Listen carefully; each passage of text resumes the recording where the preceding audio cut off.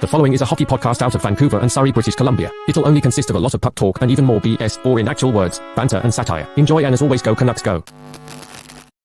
Why does it feel like the regular season is actually starting tonight in Game 8 between your Canucks and the Oilers? Okay, why does this game feel so real? It's the preseason, right? But everyone's playing. Let's talk about it.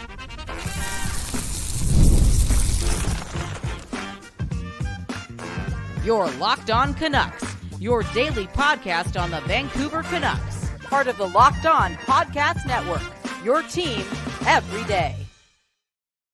People. We're back. Okay, for a second time today, we're giving you Locked On Canucks, this time from the Don't Doze Art Lab, and we're doing so because hockey, yes, hockey is back. The NHL regular season did kick off this morning overseas. Markstrom picking up a 4-1 win for the Devils. Jacob Markstrom, former Canucks goaltender, also signed an oyster shell on some oyster restaurant on Main Street. I went there last night. What's the name of it? I don't know. But again, the name of this show is Locked On Canucks. My name is Kyle Bowen. And man, oh man, I had to do this. Because Rick Tocchet had to do that. And that's give us a lineup. Yes, a big-time lineup for tonight's game. I think we all expected that. And he also had a quote that's making me think that this game against the Oilers in a couple of hours is must-see TV because, man, oh man, it's kind of like deja vu. And this kind of feels like Game 8 if they want to take this Friday seriously, okay? Hockey is in the air again. The regular season did start. These hockey players, these NHL players that are playing tonight at Rogers Arena, it's their last preseason game, a fake game, but something is in the air that is telling me that things are just feeling real. And again, must-see TV tonight at Rogers Arena. And on your TV screens, we'll feature these lineups, okay? We'll go through the lineups and we'll talk about Tocchet's quote. The Canucks will ice Danton Heinen, JT Miller, Brock Besser as their top line. Then they got DeBrusk, Pettersson, and Daniel Sprong. As line number 2, the third line is the Rat line, right? Garland, Höglander, Atu Ratu. And in your fourth line, okay, some preseason storylines here, right? I guess R.C. Baines still very much fighting for a spot with the Suter injury and the Dakota Joshua injury or recovery from surgery. And he's playing on a fourth line with Teddy Bluger and Kiefer Sherwood. And I feel as if Baines is a nice compliment to those two players. That could be a hard line to play against, okay? On defense, you got Hughes and Aronik. You got Carson Soucy and Tyler Myers. You got Forbert and Desharnais. And Artur Shilov's starting and playing the whole game. Okay, no Lankinen tonight, okay? Shilov's against the Oilers, and those same Oilers are icing everyone. It feels like that. Draisaitl, McDavid, Hyman, Arvidsson, Skinner, Nugent Hopkins, Janmark, Henrique, Connor Brown. That's going to be a hard third line to play against. Podkolzin is coming back. Corey Perry's playing. The Phillip dude, right? Making himself quite a character in Edmonton. You got Ekholm, Bouchard, Nurse, Emberson, right? Emberson, can he be a top 4 defenseman? Brett Kulak. And Vancouver's favorite, Troy Stetcher. And then you got Stuart Skinner or Picard. Who's playing tonight? Skinner? Is it Skinner? I think so. Anyways, a lot of similar faces. It kind of feels real. This Friday night means something. Last game of the preseason, but Game 8 between the Oilers and Canucks, man. Unreal. I wonder if things do get heaty. And look at this quote from Rick Tocchet, right? Telling the media that the Oilers got their full lineup. It's an exhibition game, but it's still a game that you want to play hard in. All right, then he mentions that they knocked us out, and I give them a lot of respect for that, and blah, blah, blah, blah, blah, blah. Yeah, I think he's not saying this, but I'm saying this, okay? Him mentioning the whole, they knocked us out, it means something to me, okay? And I think it means something to this team to not only play hard, but to win their last preseason game at home against some paying in front of some paying customers, okay? Against the Oilers. It means something. Look at this. John Dryden, big win tonight. Look at this. A static official saying JT Miller is my Roman Empire. Okay, JT Miller playing tonight. We finally get to see him. This game means something. And again, I wonder.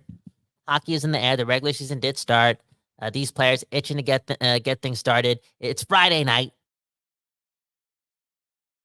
The juices are flowing. And I wonder if this is a really intense preseason game, similar to the one that we saw at Rogers during the first week of the preseason against Seattle. That felt real.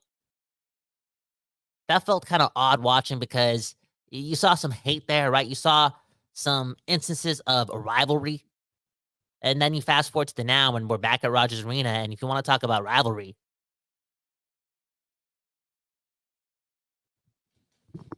there's something here.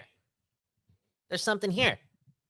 And yeah, I know. A couple days ago, the Canucks and Oilers played in the preseason. The Oilers, they iced a pretty good lineup. But the Canucks, they sent out their farm team and a half, okay? Their junior team.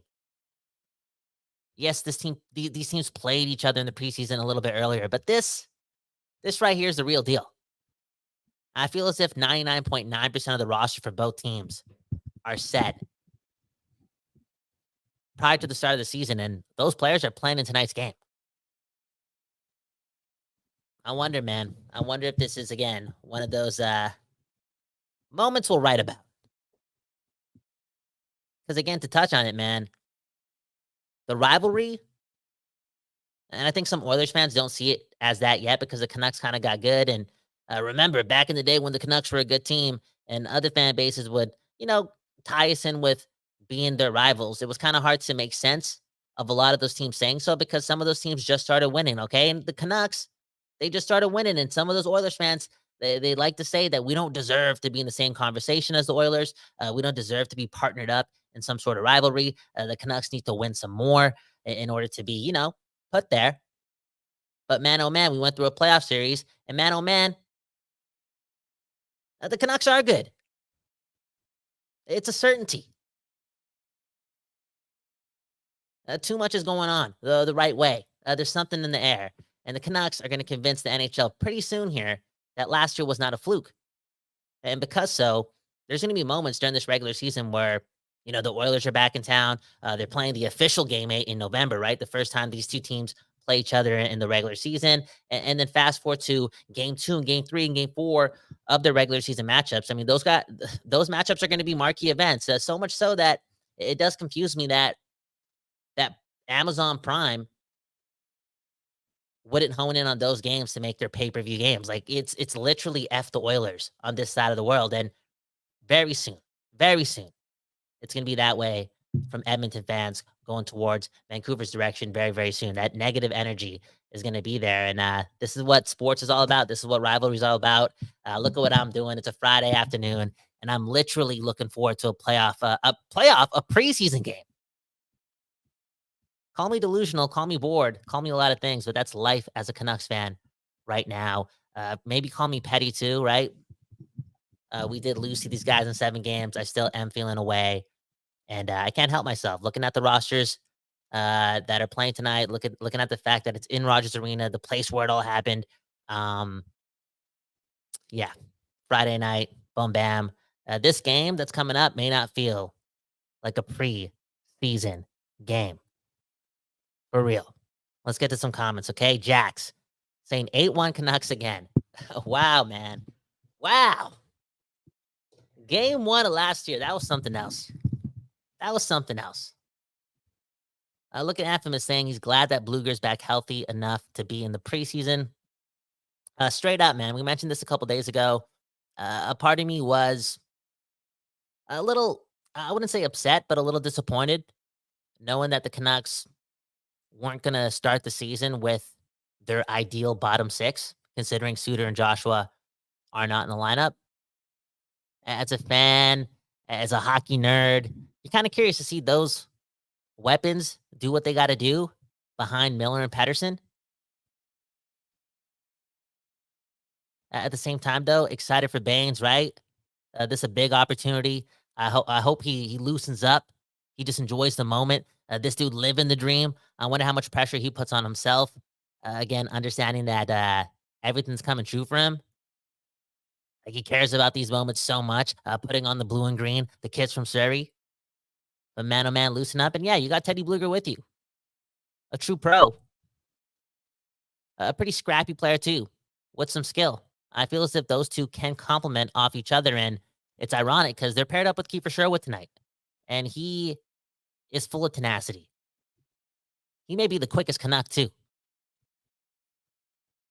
That line, again, could be hard to play against. It's definitely sexier than having Niels Amon on there, who, again, is safe. But as J. Cole always says, right? Because I always play the song, how the are you going to get rich if you're not taking risks? I'm paraphrasing, but he said that.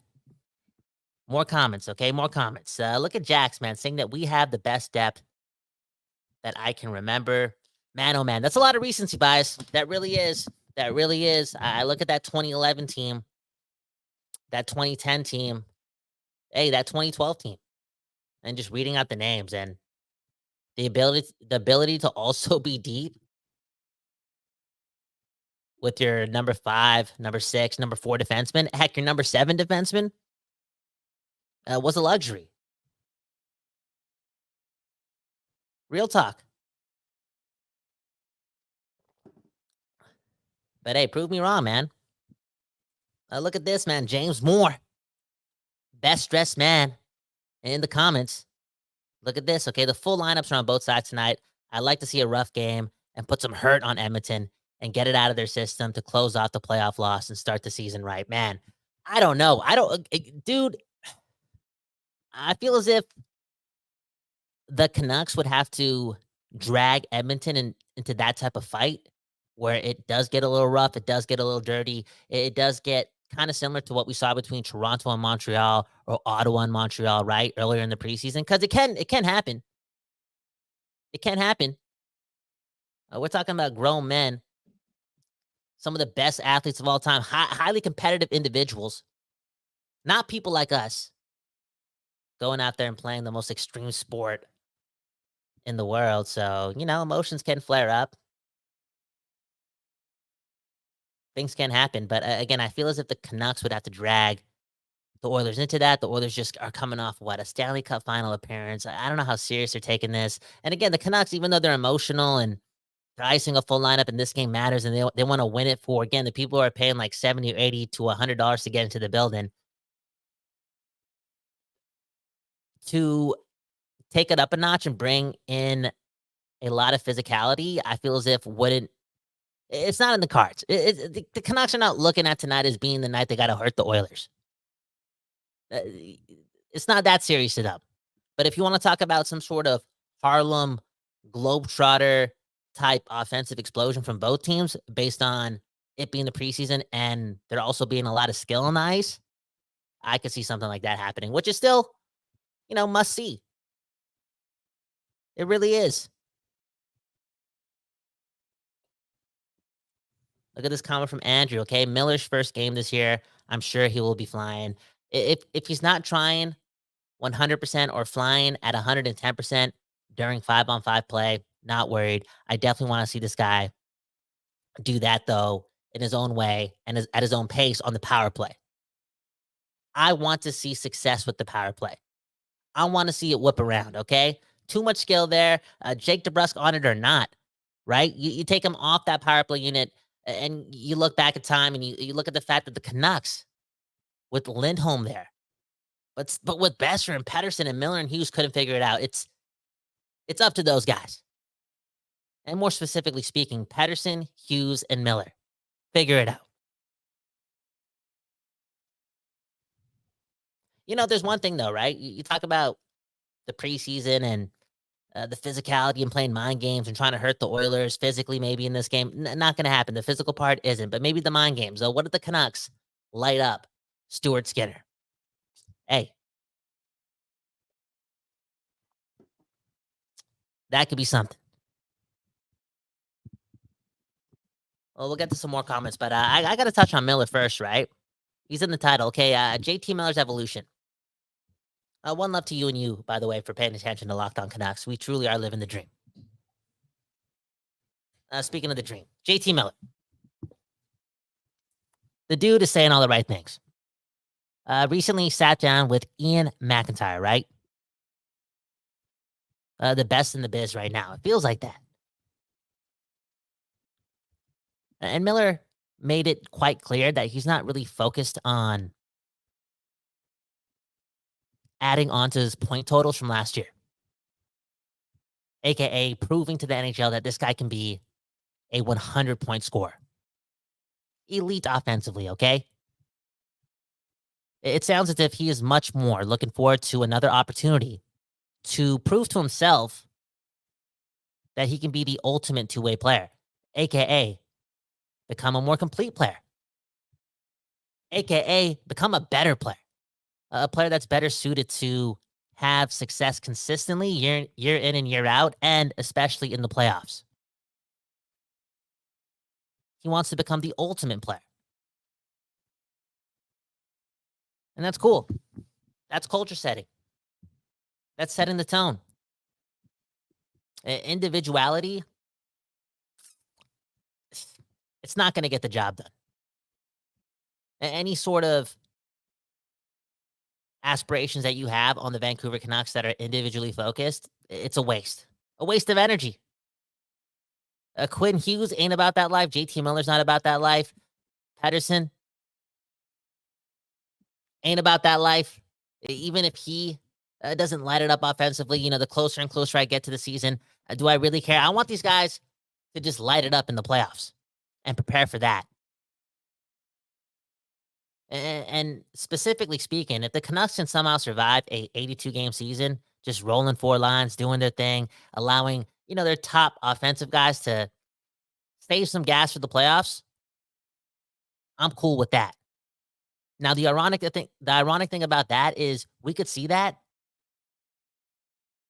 We could see, less time on the ice. We could see less stat padding 5-on-5 from these guys time in and time out. But if that power play does pick up and live to its potential, bro, without trying, quote unquote, these guys can also put up 90+ points and still have that gas saved for the playoffs. There's a lot of skill on this team. So when I hear JT Miller talk about not needing like 100 points or, maybe you could put up 20 points less and still be a way better player, it's fine. It's dandy. It's the right move. It sounds as if the guys at the top are just looking forward to getting better game in and game out, playing the right way, and preparing for the playoffs. Beautiful sign. And JT Miller's evolution as a player is one thing, right? Offensive dynamo to now finding himself in a position where he has the opportunity to be, a well-known two-way player. It happened like that. I feel as if 4 days ago, this guy couldn't play defense and was one of the worst back checkers, forcing the most turnovers, Or is it forcing the most giveaways? You know what I'm saying? He was one of those guys, a little reckless. He was also known to be, I don't know, not the best quote-unquote leader, whatever that meant. Also known to maybe have an attitude problem. All BS. Again, it's Kyle Bound speaking. I've always had JT's back. I never thought it was that way with that guy. But those narratives, all those narratives, whether it be the narratives that were out there on the ice and now off of it, are now gone and completely different. This dude's just the man. And one of the coolest guys playing the game of hockey. And I still stand by this. When the Vancouver Canucks win the Stanley Cup, JT Miller is going to be one of the faces of this league.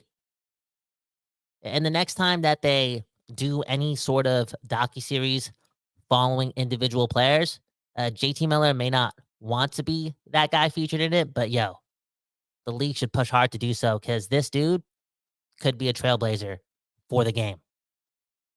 Sounds crazy, but this dude's a cool guy playing for the Vancouver Canucks and a hell of a player. If he becomes a champion on here, the West Coast, the best coast of Canada, we're talking main character energy. And that's the bottom line. Shout out to Stone Cold, man.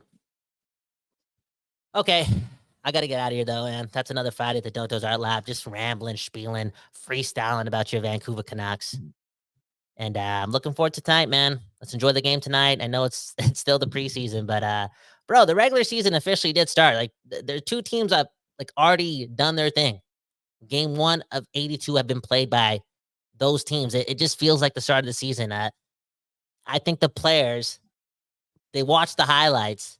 They're hockey players. They can kind of fake it tonight and feel as if that they're actually playing a real game. And it's a lot easier to do so knowing that you're playing the Edmonton Oilers and their full lineup. Yo, tonight could be special, a bit of an outlier, and a pay-per-view event. Maybe. Anyways, hit the like button. Subscribe to the channel. It helps us out a lot. Christmas coming up. It is what it is, right? I'm trying to be Santa Claus, man. Why not? Speaking of which, help your neighbors out so we can go help the world. The world needs that. My name's Kyle Bowen. One love to Locked On Canucks. One love to the Don't Doze Art Lab. One love to you and you, and you and you. Peace.